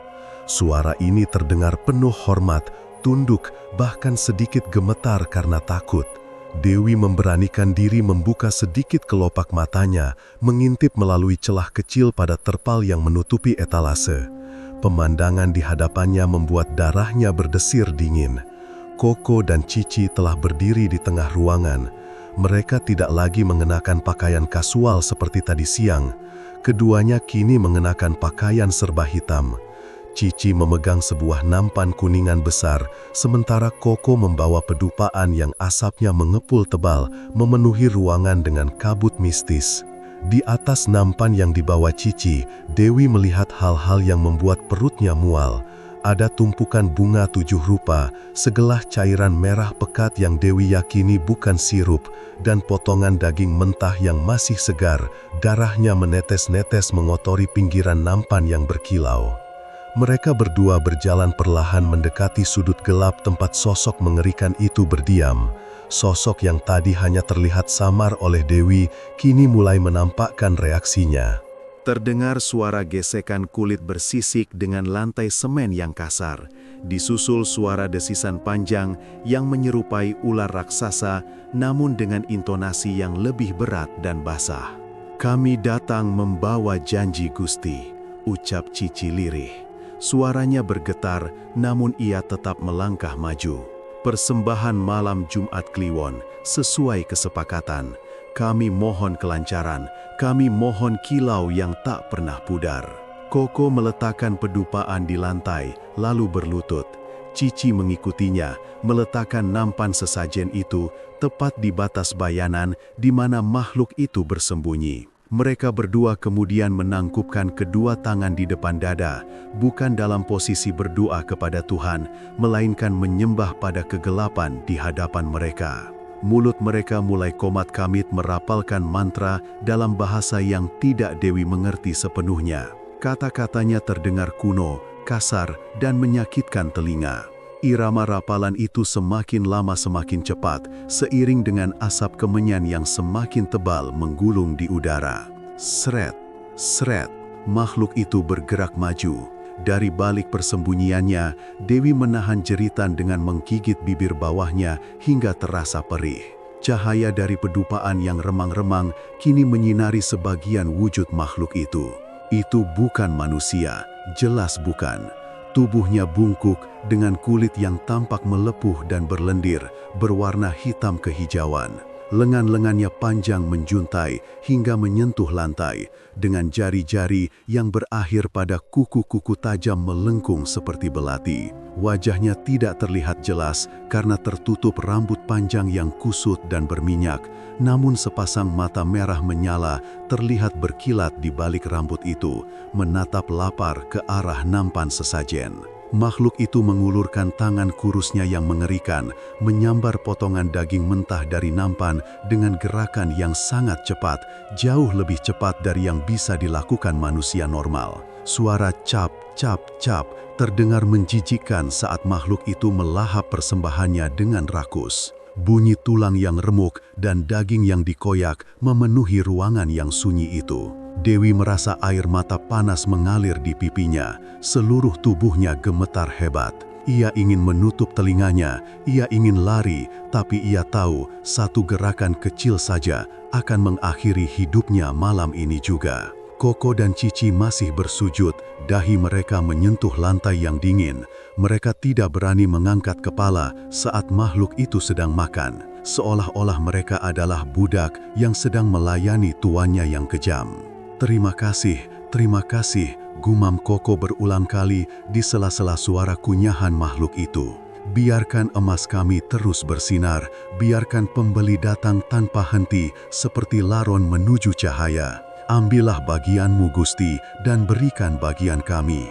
Potongan teka-teki itu akhirnya tersusun sempurna di benak Dewi, membentuk sebuah gambar yang mengerikan. Kemilau emas. Nama toko itu kini terdengar seperti sebuah ejekan yang kejam. Semua kemewahan itu, semua pelanggan yang datang silih berganti seolah terhipnotis. Omset penjualan yang tidak masuk akal tingginya setiap hari, semuanya bukan karena strategi bisnis yang hebat atau kualitas emas yang murni. Semuanya adalah hasil dari perjanjian darah ini. Dewi teringat bagaimana Cici selalu tersenyum manis saat menghitung tumpukan uang di meja kasir. Ia teringat Koko yang dengan bangga memamerkan mobil barunya minggu lalu. Di balik senyum ramah dan kesuksesan duniawi itu, tersimpan ritual menjijikan yang melibatkan makhluk iblis ini. Uang yang Dewi terima setiap bulan sebagai gaji, uang yang ia gunakan untuk membelikan obat ibunya dan makanan adik-adiknya, ternyata bersumber dari kegelapan yang pekat. Rasa jijik yang luar biasa merayap naik dari perut ke kerongkongannya. Dewi merasa kotor. Ia merasa seolah-olah dirinya telah menjadi bagian dari dosa besar ini tanpa ia sadari. Ia telah memakan uang haram, uang yang didapat dari menyembah setan. Bayangan wajah ibunya yang tulus mendoakannya setiap pagi sebelum berangkat kerja melintas di benaknya, membuat rasa bersalah itu semakin menghimpit dada. Bagaimana ia bisa menatap mata ibunya lagi setelah mengetahui hal ini? Makhluk itu tiba-tiba berhenti makan. Ia mengeluarkan suara geraman rendah, kepalanya berputar sedikit seolah mengendus udara. Dewi membeku, jantungnya seakan berhenti berdetak. Apakah makhluk itu mencium keberadaannya? Apakah bau keringat dingin dan ketakutannya tercium di antara aroma kemenyan yang menyengat? Koko mengangkat kepalanya sedikit, wajahnya tampak cemas. Ada apa Gusti? Apakah kurang? Kami akan bawakan lebih banyak minggu depan, darah ayam cemani yang paling segar.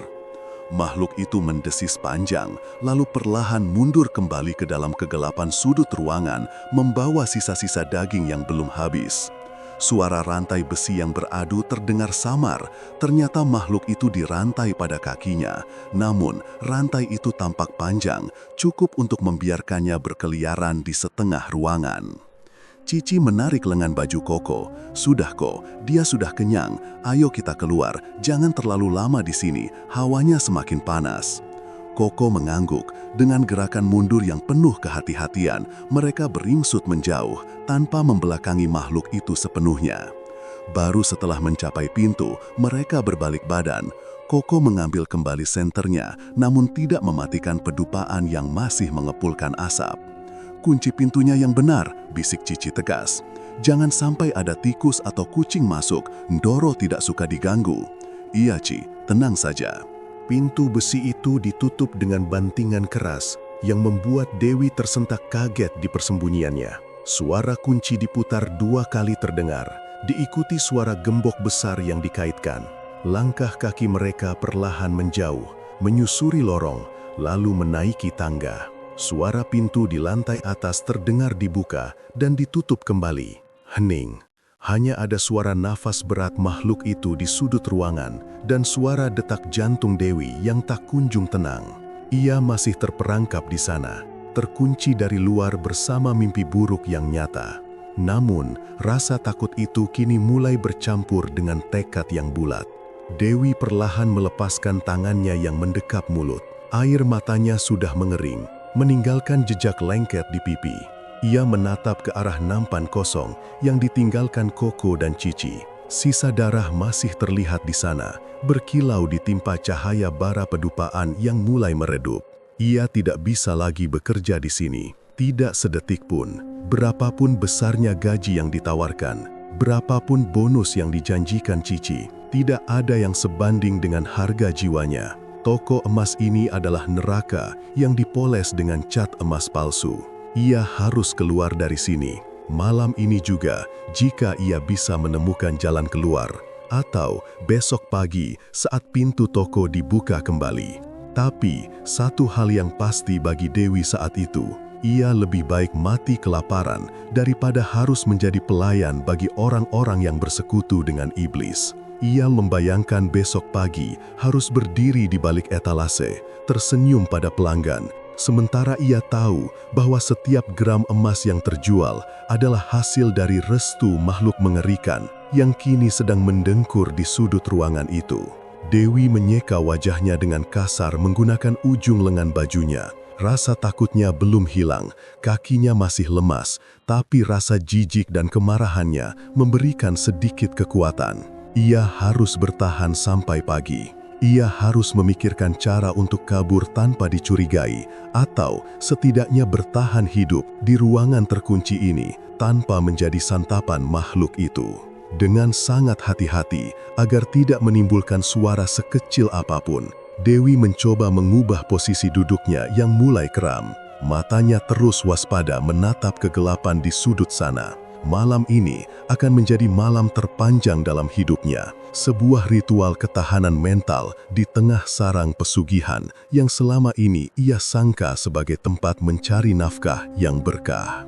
Dewi menyeka wajahnya dengan kasar menggunakan ujung lengan bajunya. Rasa takutnya belum hilang, kakinya masih lemas, tapi rasa jijik dan kemarahannya memberikan sedikit kekuatan. Ia harus bertahan sampai pagi. Ia harus memikirkan cara untuk kabur tanpa dicurigai, atau setidaknya bertahan hidup di ruangan terkunci ini tanpa menjadi santapan makhluk itu. Dengan sangat hati-hati agar tidak menimbulkan suara sekecil apapun, Dewi mencoba mengubah posisi duduknya yang mulai kram. Matanya terus waspada menatap kegelapan di sudut sana. Malam ini akan menjadi malam terpanjang dalam hidupnya. Sebuah ritual ketahanan mental di tengah sarang pesugihan yang selama ini ia sangka sebagai tempat mencari nafkah yang berkah. Malam itu menjadi malam terpanjang dalam hidup Dewi. Meski tubuhnya sudah berada di atas kasur kosnya yang sederhana, pikirannya masih terperangkap di gudang belakang toko roti itu. Setiap kali ia mencoba memejamkan mata, bayangan sosok hitam yang merayap di dinding dan suara desisan mengerikan itu kembali berputar seperti kaset rusak. Jantungnya berdegup kencang tanpa alasan yang jelas, seolah-olah ada sesuatu yang sedang mengawasinya dari sudut kamar yang gelap. Dewi menarik selimut hingga menutupi kepala, mencoba mencari perlindungan dari rasa takut yang tidak kasat mata, namun keringat dingin terus mengucur membasahi punggungnya. Keesokan harinya, matahari terbit seperti biasa, namun bagi Dewi, dunia terasa kelabu. Rasa lelah fisik akibat kurang tidur tidak sebanding dengan beban mental yang kini ia pikul. Ia menatap amplop gaji terakhir yang ia terima dari Cici. Uang itu tergeletak di atas meja belajar, tampak biasa saja. Namun bagi Dewi, lembaran-lembaran kertas itu kini terasa menjijikkan. Seolah-olah ada noda darah tak terlihat yang menempel di sana. Ia sadar, uang itu bukan sekedar imbalan atas keringatnya mengaduk adonan atau melayani pembeli, melainkan bagian dari kesepakatan gelap yang menuntut tumbal dan ritual sesat. Dewi duduk di tepi tempat tidur, meremas jemarinya yang gemetar. Ia ingat wajah orang tuanya di kampung, ingat ajaran agama yang selama ini ia pegang meski kadang lalai. Rasa bersalah menghunjam dadanya begitu dalam hingga ia merasa sesak nafas. Bagaimana mungkin ia bisa makan, membayar sewa, dan hidup dari uang yang dihasilkan melalui persekutuan dengan iblis? Pertanyaan itu terus bergaung, mengalahkan ketakutannya akan menjadi pengangguran. "Aku tidak bisa terus begini," bisiknya pada keheningan kamar. "Lebih baik aku makan nasi dengan garam daripada harus memberi makan jiwaku dengan dosa ini." Keputusan itu akhirnya bulat. dengan sisa tenaga yang ada, Dewi mengambil secarik kertas dan pena. Tangannya gemetar saat menuliskan kalimat pengunduran diri yang singkat namun tegas. Ia tidak menuliskan alasan sebenarnya. Ia hanya menuliskan alasan keluarga sebagai dalih, karena ia tahu menyinggung soal ritual itu di depan Koko dan Cici sama saja dengan mencari masalah yang lebih besar. Langkah kaki Dewi terasa berat saat ia berjalan menuju toko roti. Aroma roti yang baru dipanggang yang biasanya menggubah selera, kini membuatnya mual. Aroma itu bercampur dengan ingatan akan bau amis dan kemenyan yang ia cium malam itu. Sesampainya di depan toko, ia menarik nafas panjang, mengumpulkan segenap keberanian yang tersisa, lalu mendorong pintu kaca tersebut. Suasana toko sedang sepi pengunjung. Koko dan Cici terlihat sedang duduk di meja kasir, memeriksa catatan penjualan dengan wajah serius. Ketika lonceng pintu berbunyi, mereka berdua menoleh serempak. Tatapan mereka yang biasanya tajam, kali ini terasa lebih menusuk. Seolah mereka sudah bisa membaca isi pikiran Dewi, bahkan sebelum gadis itu berbicara. "Tumben datang jam segini, Wi? Bukannya shift kamu nanti sore?" tanya Cici dengan nada datar, matanya menyipit curiga. Dewi berjalan mendekat, berusaha menyembunyikan getaran di tangannya. Ia meletakkan amplop surat pengunduran dirinya di atas meja, tepat di hadapan mereka berdua. "Maaf Ciko, saya mau menyerahkan surat ini," ucap Dewi, suaranya terdengar parau namun ia berusaha mempertahankannya agar tetap stabil. Koko mengambil amplop itu, membukanya perlahan dan membaca isinya sekilas. Raut wajahnya berubah drastis, rahangnya mengeras dan aura tidak senang langsung terpancar dari dirinya. Ia melempar kertas itu kembali ke meja dengan kasar. "Apa maksudnya ini? Mendadak sekali." Suara Koko terdengar berat dan rendah, mengandung ancaman tersirat. "Kamu pikir cari kerjaan zaman sekarang gampang? Kami sudah baik sama kamu, kasih gaji lumayan, sering kasih bonus, kurang apa lagi? Maaf kok, ini keputusan saya. Ada urusan keluarga yang tidak bisa saya tinggalkan, jadi saya harus berhenti bekerja mulai hari ini," jawab Dewi, tetap pada skenario yang sudah ia siapkan, meski lututnya terasa lemas. Cici mendengung sinis, melipat kedua tangannya di depan dada. Ia menatap Dewi dari ujung kepala hingga ujung kaki dengan pandangan meremehkan. "Urusan keluarga atau karena kamu sudah tidak kuat mental?" sindir Cici tajam. "Ingat ya Wi, di luar sana banyak orang antre mau kerja di sini. Kalau kamu keluar dari pintu ini sekarang, jangan harap bisa balik lagi ngemis-ngemis minta kerjaan kalau kamu susah nanti." Kata-kata itu menyakitkan, namun Dewi tahu itu hanya upaya manipulasi agar ia tetap tinggal.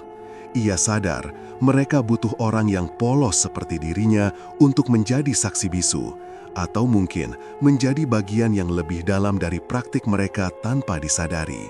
"Saya mengerti risikonya, Ci. Saya tetap pada keputusan saya. Terima kasih untuk kesempatannya selama ini," kata Dewi. Ia tidak menunggu jawaban lebih lanjut. Ia membalikkan badan, berjalan cepat menuju pintu keluar tanpa menoleh lagi. Meski ia bisa merasakan tatapan tajam Koko dan Cici membakar punggungnya. Begitu ia melangkah keluar dari toko, udara segar menerpa wajahnya. Dewi merasa seolah baru saja melepaskan rantai besi yang membelit lehernya. Namun rasa lega itu tidak bertahan lama.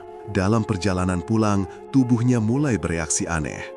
Kepalanya terasa sangat berat, seakan ada batu besar yang menindih ubun-ubunnya. Pandangannya mulai berkunang-kunang, dan rasa dingin yang tidak wajar merayap dari ujung kaki hingga ke tulang belakangnya. Sesampainya di kamar kos, Dewi langsung ambruk.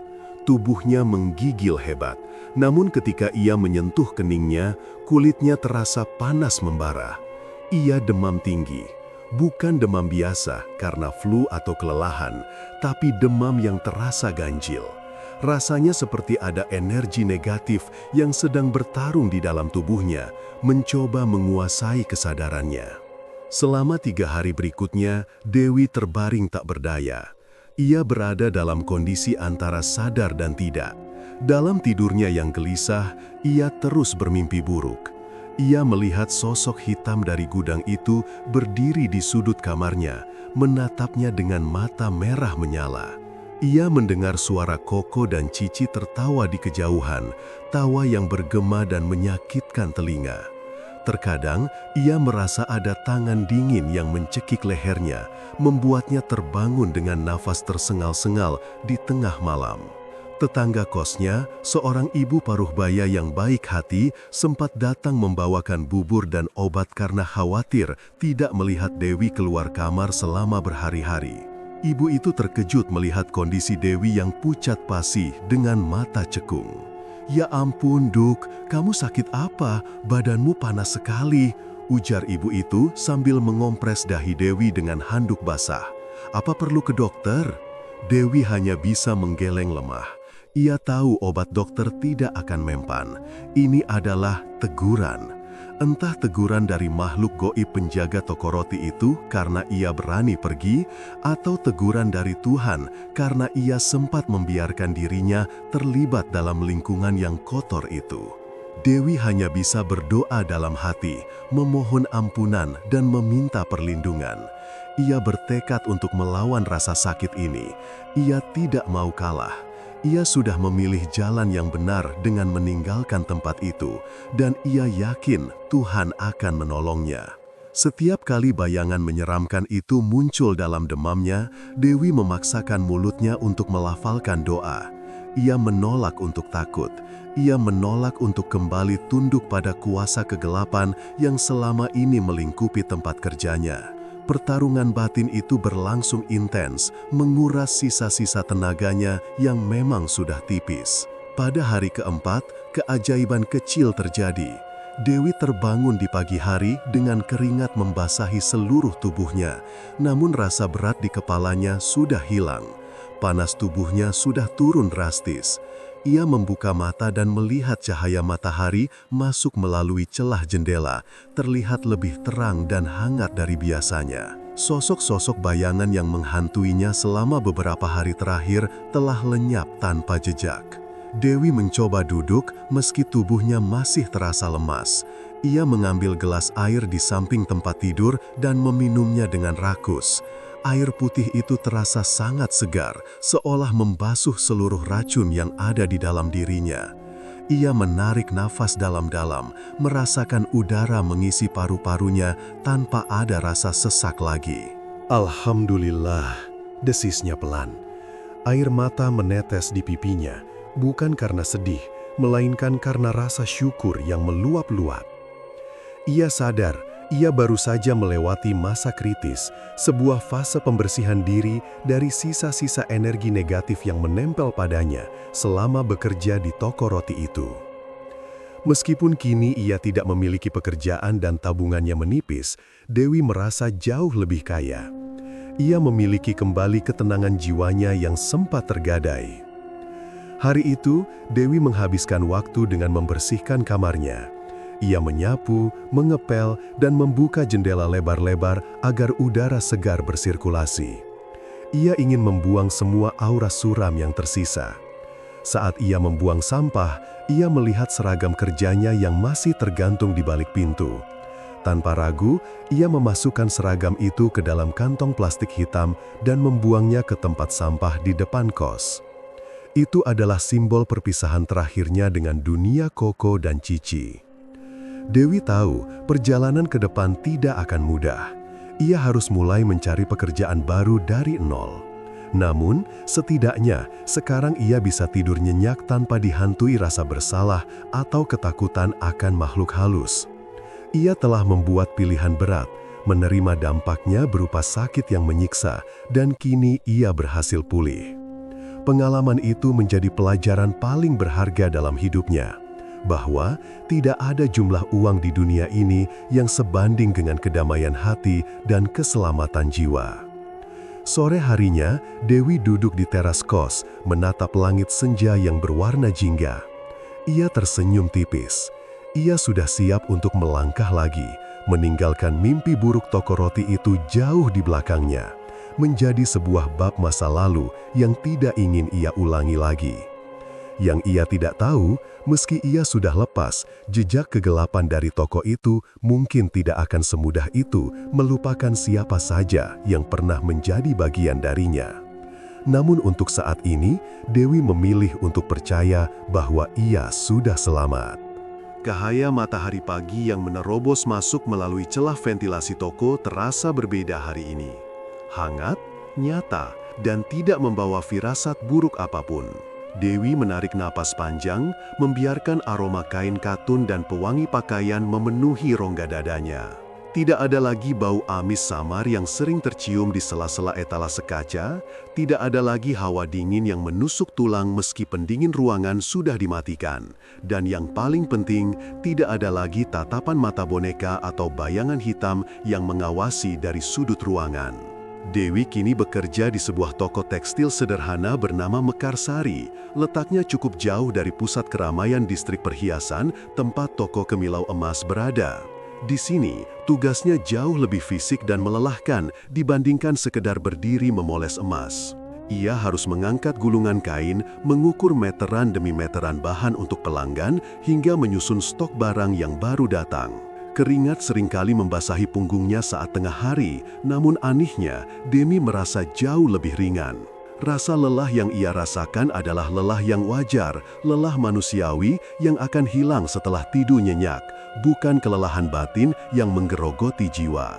Dewi, tolong ambilkan bahan brokat yang warna merah marun ya, ada ibu yang mau lihat. Suara Bu Ratna, pemilik toko yang ramah dan keibuan, memecahkan lamunan Dewi. Dewi tersenyum, sebuah senyuman tulus yang sudah lama tidak menghiasi wajahnya. Baik Bu, segera saya ambilkan. Ia melangkah ringan menuju rak belakang, jari jemarinya menyentuh tekstur kain yang kasar namun jujur. Di tempat ini, transaksi terjadi dengan transparansi penuh. Pembeli membayar sesuai harga, penjual memberikan barang sesuai takaran. Tidak ada sumpah serapah yang ditanam di balik meja kasir, tidak ada perjanjian terlarang yang harus dibayar dengan nyawa atau kewarasan. Siang itu, saat jam istirahat, Dewi duduk di bangku kayu panjang di depan toko sambil menikmati bekal makan siangnya. Nasi putih dengan lauk tempe oret dan sayur lodeh buatan ibunya terasa begitu nikmat. Saat sedang asyik mengunyah, dua orang wanita paruh baya melintas di trotoar berjalan lambat sambil berbincang seru. Suara mereka cukup keras hingga tertangkap oleh telinga Dewi. Jeng, tahu tidak, toko Kemilau Emas itu makin gila ramainya. Kemarin tetangga saya beli kalung di sana, modelnya cantik sekali. Katanya harganya juga miring. Heran saya, kok bisa ya mereka jual semurah itu, tapi tokonya makin megah? Ujar salah satu wanita yang mengenakan kerudung biru. Temannya menimpali dengan nada antusias. Iya kan, saya juga dengar pemiliknya baru saja renovasi rumah. Katanya sih rezekinya lancar sekali. Mungkin memang pintar dagang. Besok rencananya saya mau ajak anak saya ke sana. Siapa tahu dapat cincin bagus buat tunangan. Sendok di tangan Dewi terhenti di udara. Nama Kemilau Emas yang disebut itu membuat jantungnya berdegup kencang sesaat. Sebuah refleks trauma yang belum sepenuhnya hilang. Bayangan etalase berkilauan yang menyimpan kegelapan pekat kembali melintas di benaknya. Orang-orang itu tidak tahu. Mereka hanya melihat kilau permukaan, terbuai oleh kemewahan dan harga murah yang tidak masuk akal. Mereka tidak melihat apa yang dilihat Dewi. Bayangan yang bergerak sendiri, suara rintihan di gudang belakang, dan aura mencekam yang menyelimuti setiap gram emas yang keluar dari toko itu. Ada dorongan kecil di hati Dewi untuk berlari mengejar ibu-ibu itu, meneriaki mereka agar jangan pernah menginjakan kaki di sana. Ia ingin memperingatkan bahwa kemurahan itu adalah umpan dan kemegahan itu dibangun di atas penderitaan yang tak terlihat. Namun, Dewi menahan diri. Ia tahu peringatannya hanya akan dianggap sebagai bualan orang gila atau fitnah dari mantan karyawan yang sakit hati. Kekuatan gelap yang melingkupi Kemilau Emas terlalu kuat untuk dilawan dengan kata-kata biasa. Ia sudah cukup beruntung bisa lolos dengan nyawa dan kewarasan yang utuh. Dewi menghela napas, meletakkan kembali sendoknya ke kotak makan. Nafsu makannya sedikit berkurang, namun rasa syukurnya justru bertambah berkali-kali lipat. Ia memandang toko Mekarsari di belakangnya. Toko ini mungkin tidak memiliki lantai marmer mengkilap atau lampu kristal gantung. Omsetnya pun mungkin hanya sebutir debu jika dibandingkan dengan pendapatan harian Kemilau Emas. Tapi di sini ada keberkahan. Uang yang diterima Bu Ratna yang kemudian menjadi gaji Dewi adalah uang yang bersih. Tidak ada tangisan yang menyertai lembaran rupiah itu. Dewi teringat bagaimana dulu ia sering merasa gelisah tanpa sebab saat memegang uang bonus dari bos lamanya. Uang itu seringkali habis begitu saja untuk hal-hal tak terduga seperti sakit mendadak atau barang yang tiba-tiba rusak, seolah-olah uang itu panas dan enggan menetap di dompetnya. Sore harinya, saat toko hendak tutup, Bu Ratna menghampiri Dewi yang sedang menyapu lantai. Wanita paruh baya itu menyodorkan sebuah amplop putih. "Dewi, ini gaji pertamamu. Maaf ya, mungkin tidak sebesar di tempat lamamu yang mentereng itu. Tapi ibu tambahkan sedikit bonus karena kamu kerjanya cekatan dan jujur. Ibu senang punya pegawai seperti kamu," ucap Bu Ratna sambil menepuk bahu Dewi lembut. Dewi menerima amplop itu dengan tangan sedikit gemetar. Isinya memang tidak seberapa jika dibandingkan dengan janji-janji manis di toko emas, namun rasanya begitu berat dan berharga. Matanya terasa panas, genangan air mata haru mendesak keluar. "Terima kasih banyak, Bu. Ini sudah lebih dari cukup buat saya. Saya Sangat bersyukur bisa kerja di sini," jawab Dewi dengan suara parau. Bu Ratna tersenyum maklum, mungkin mengira Dewi sedang terharu karena kebutuhan ekonomi semata. Ia tidak tahu bahwa rasa syukur Dewi melampaui sekadar materi. Dewi bersyukur karena ia telah mendapatkan kembali hidupnya. Dalam perjalanan pulang, langit senja berwarna jingga keunguan memayungi langkah kaki Dewi. Hiruk-pikuk kota terdengar seperti melodi yang harmonis, bukan lagi kebisingan yang menekan. Ia berjalan melewati sebuah etalase toko elektronik yang menayangkan berita di televisi. Sekilas, tidak ada berita buruk tentang distrik perhiasan. Kemilau Emas masih berdiri tegak, masih menyedot energi dan perhatian orang-orang yang silau akan duniawi. Dewi menatap layar itu sebentar, lalu memalingkan wajah dan melangkah pergi. Ia menyadari sebuah pelajaran besar yang kini terpatri di hatinya. Kekayaan yang didapat dengan cara instan melalui jalan pintas yang melibatkan kekuatan gelap hanyalah fata morgana. Ia mungkin terlihat indah dan memukau, namun hakikatnya kosong dan membinasakan. Pemilik Kemilau Emas mungkin bergelimang harta saat ini, tetapi Dewi tahu tidak ada tidur nyenyak bagi mereka yang bersekutu dengan iblis. Ketenangan adalah harga mahal yang telah mereka gadaikan. Sedangkan Dewi, meskipun kini harus hidup lebih hemat dan bekerja lebih keras secara fisik, ia memiliki apa yang tidak bisa dibeli dengan emas sebanyak apapun, kedamaian hati. Ia bisa pulang ke rumah, memeluk ibunya tanpa rasa bersalah, dan berdoa tanpa merasa ada dinding gelap yang menghalangi. Langkah Dewi semakin mantap menyusuri trotoar menuju rumah. Ia meremas amplop gaji di saku celananya. Uang ini akan ia gunakan untuk membelikan obat ibunya dan makanan yang halal. Ia tahu, rejeki yang sedikit namun berkah akan membawa kebaikan yang melimpah, menumbuhkan daging yang sehat dan menenteramkan jiwa. Jeratan kegelapan itu telah putus. Dewi bukan lagi mangsa yang ketakutan. Ia adalah seorang penyintas yang telah memilih jalan cahaya, betapapun sederhananya jalan itu. Malam itu, untuk pertama kalinya dalam berbulan-bulan, Dewi tidur tanpa menyalakan lampu kecil di sudut kamar. Ia tidak lagi takut pada kegelapan, karena ia tahu selama hatinya bersih dan ia berjalan di jalan yang benar, tidak ada kegelapan yang mampu menguasainya lagi. Mimpi buruk tentang lorong-lorong emas yang sempit dan bisikan-bisikan goib itu telah sirna, digantikan oleh mimpi tentang padang rumput luas dan angin sejuk yang membelai wajah. Dewi akhirnya benar-benar pulang.